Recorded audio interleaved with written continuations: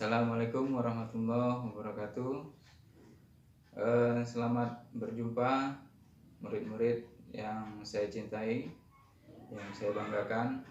Walaupun kita tetap belajar dari rumah karena masih dalam situasi pandemi, mudah-mudahan itu tidak mengecilkan semangat kalian semua, ya. Nah, hari ini saya perkenalkan, nama saya Hamzah Ispahani.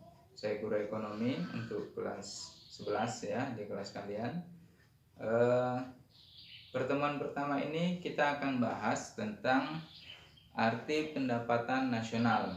Nah, jadi kalau kita bicara tentang pendapatan, saya rasa sebagian atau seluruhnya kita sudah tahu apa itu pendapatan.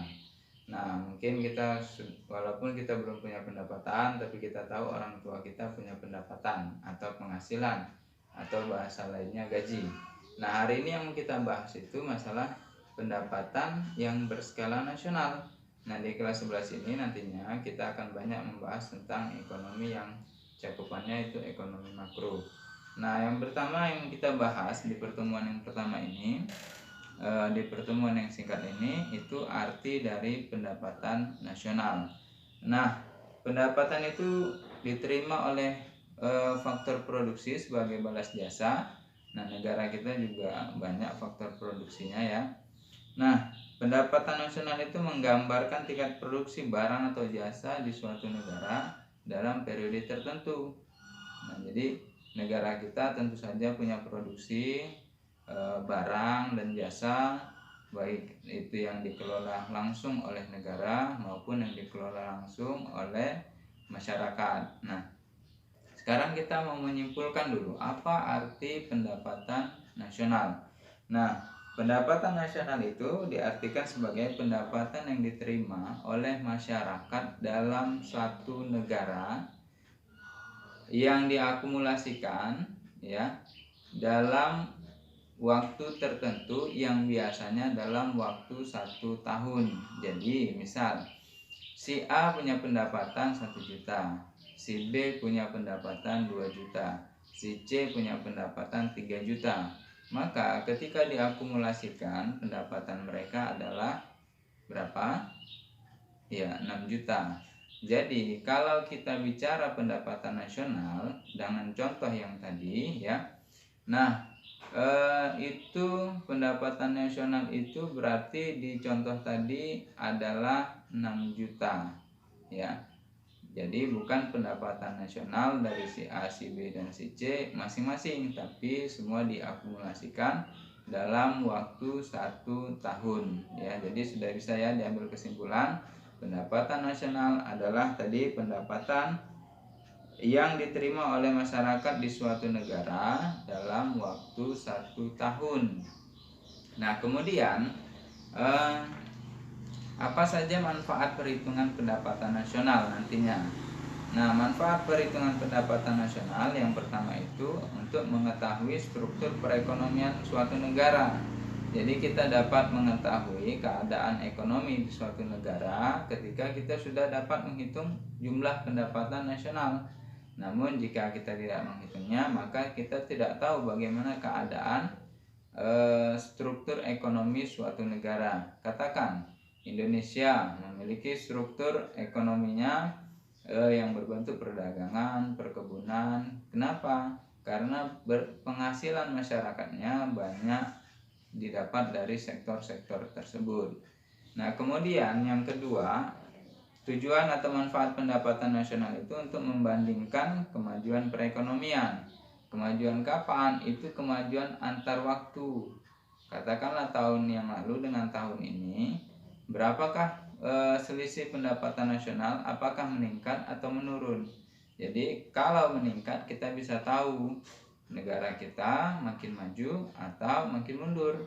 Nah, kemudian yang ketiga adalah membandingkan perekonomian antar negara.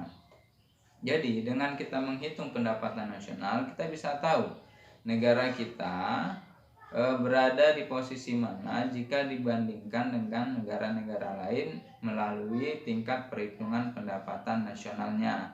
Katakan saja, kita pikirkan saja dalam pikiran kita hari ini, lebih maju mana negara Indonesia dengan negara Amerika Serikat? Nah, mungkin sebagian besar kita atau seluruhnya kita menjawab Amerika Serikat. Nah, dasarnya apa? Nah, yang harus menjadi dasar itu ya perhitungan pendapatan nasional yang paling utama. Nah, kenapa kita bisa menjawab? Karena kita sudah melihat secara kasat mata memang pembangunannya beda. Tapi kalau kita mau dengan dasar yang lebih kuat, maka kita harus tampilkan besaran pendapatan nasional negara kita jika dibandingkan dengan negara Amerika Serikat tersebut. Nah, kemudian apalagi manfaatnya? Yaitu dasar dalam merumuskan kebijakan oleh pemerintah. Nah, jadi dengan adanya pendapatan nasional yang dihitung, maka pemerintah dapat menentukan kebijakan apa yang diambil sesuai dengan keadaan ekonomi yang sedang ada saat itu. Ya, jadi apakah pemerintah akan memberikan subsidi atau kebijakan pemerintah yang lainnya itu bergantung daripada tingkat pendapatan nasional. Tentu saja dengan faktor-faktor yang lain banyak, tapi manfaat dari perhitungan pendapatan nasional salah satunya untuk itu tadi, sebagai rumusan dalam penentuan kebijakan pemerintah. Nah, kemudian apalagi? Nah, yang terakhir adalah mengukur kinerja pembangunan. Jika pendapatan nasional itu naik, maka dapat disimpulkan pembangunan perekonomiannya juga berarti meningkat. Tapi perlu dilihat berapa persen peningkatannya. Jadi katakan kita hari ini berpendapatan 1 juta. Apakah mungkin kita 2-3 tahun ke depan tetap bertahan pada pendapatan 1 juta? Maka harusnya kita akan meningkatkan pendapatan kita. Kenapa? Karena pola kegiatan perekonomian harusnya meningkat.